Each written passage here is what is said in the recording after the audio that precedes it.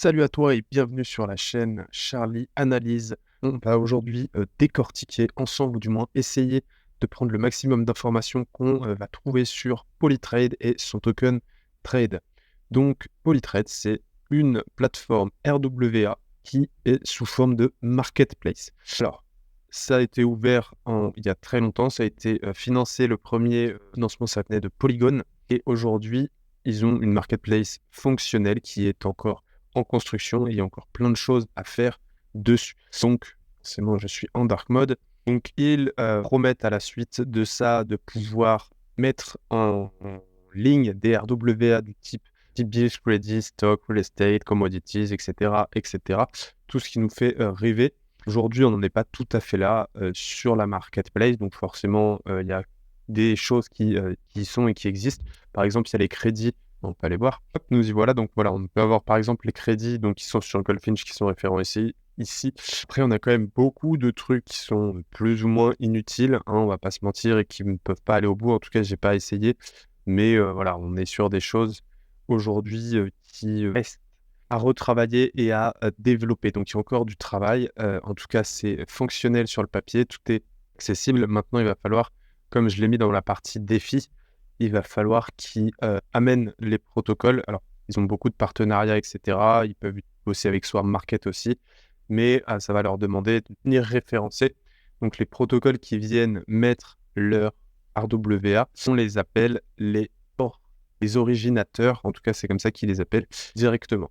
Je ne suis pas conseiller financier. Tout ce que je dis dans ces vidéos de manière générale ne sont en aucun cas un conseil en investissement. Please do your own due diligence et prends par toi-même tes propres décisions d'investissement ou de non-investissement. Donc, tu as compris, c'est vraiment une plateforme. On peut le comparer souvent à OpenSea dans le même type. Alors, ça reste sur différentes approches puisque là, on est vraiment sur les real-world assets. Donc, ça peut être intéressant. Le marché peut être assez grand et assez simplifié avec ce qui pourrait s'en suivre s'ils arrivent à amener du monde dessus concrètement. Alors, comment ça fonctionne? Donc, je te l'ai dit, les protocoles viennent créer et référencer donc leur token sous format, du coup, c'est un format 6960 que eux-mêmes ont créé, qui est adaptable pour les real world assets et pour cette histoire de marketplace. Donc, c'est un mix entre le 721 et le 1155. Je trouve que ce graphique représente plutôt bien, c'est expliqué sur leur site, comment ça fonctionne. Donc, la technologie, je pense qu'elle peut être intéressante.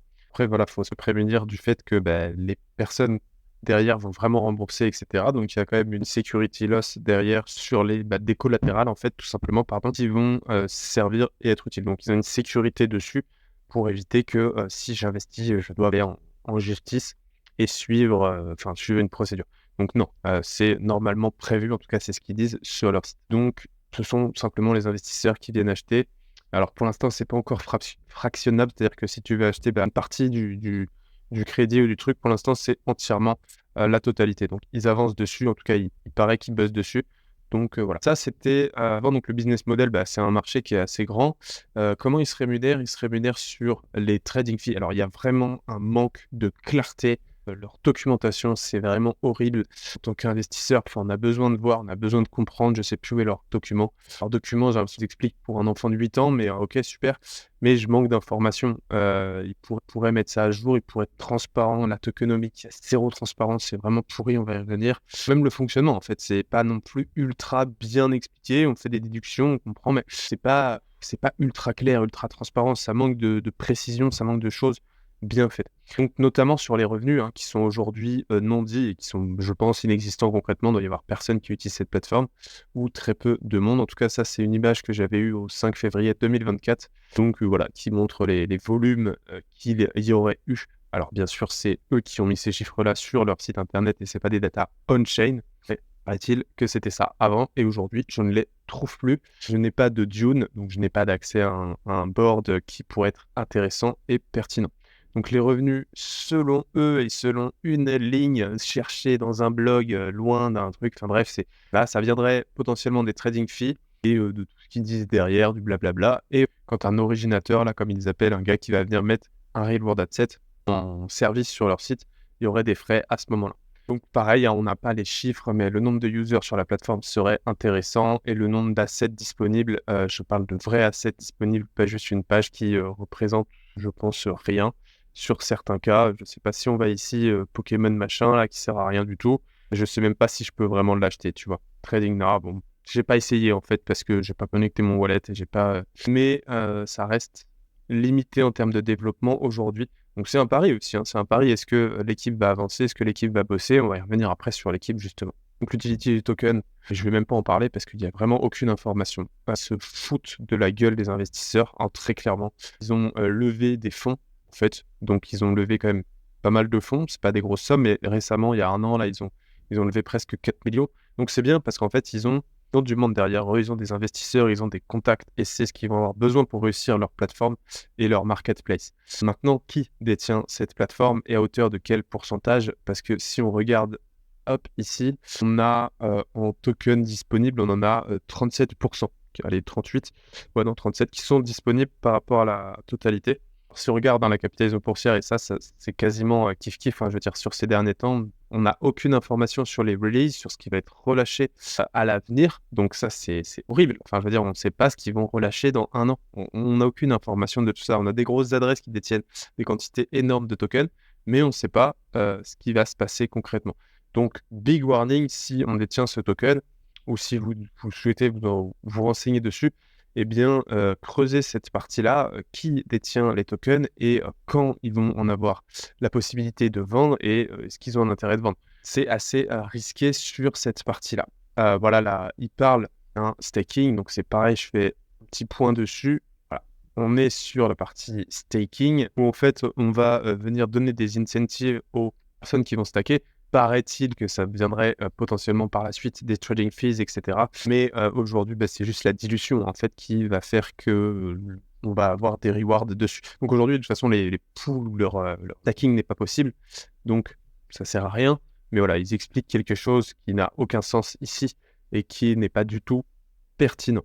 Donc le stacking ici, je l'ai marqué, mais ça n'a aucun intérêt. Payer, pour les fees, OK, et ils parlent de rebates, donc d'avoir des, réductions si on utilise leur token et cetera. Bon, c'est pareil, il y a aucune information dessus. Donc du blabla, moi, c'est un grand problème.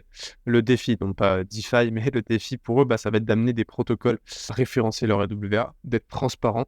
Ils ont beaucoup de travail pour avancer, pour pouvoir amener de l'assurance aux investisseurs comme moi et ils vont avoir besoin de visibilité. Alors sur leur Twitter, ils ont quand même, beaucoup d'abonnés et c'est en forte croissance.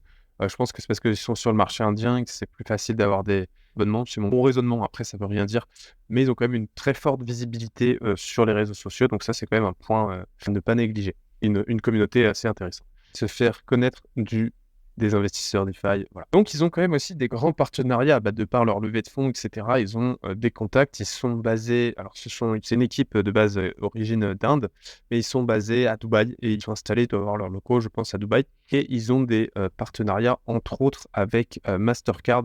Alors, c'est un partenariat à ne pas, confondre.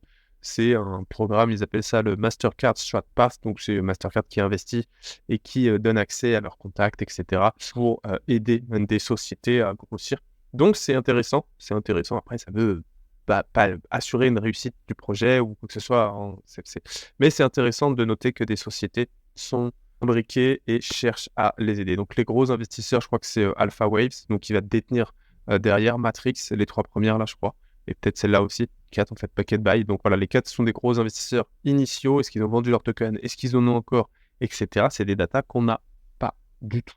Donc Advisor, donc forcément, j'utilise, leur réseau. Donc c'est quand même pertinent d'avoir, ces personnes-là, derrière, si bien paraît-il. Donc voilà le courbe de prix. Donc on a déjà, dépassé, l'ancien ATH de 2022. Donc ça, c'est pertinent aussi, je trouve. Après, si on se base sur la market cap, on est quand même monté à 90 millions. Aujourd'hui, on est à 21 millions.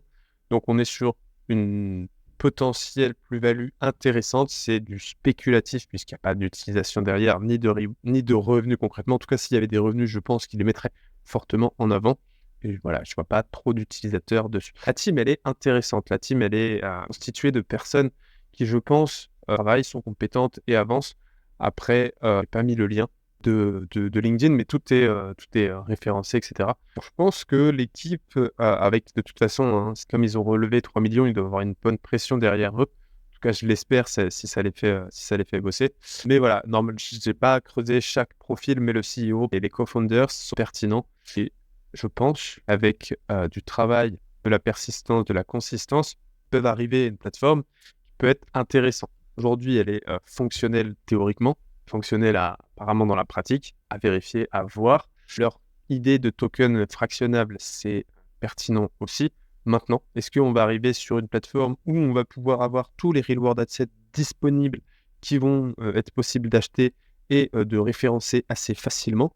S'ils arrivent à ça, et plus qu'il y a des cartes Pokémon ou des choses presque inutiles, en tout cas selon mon point de vue, attention, genre du vin, des trucs comme ça qui vont pas m'intéresser de détenir, je pense qu'on peut avoir un protocole qui sort du lot et qui est sur un marché très gros.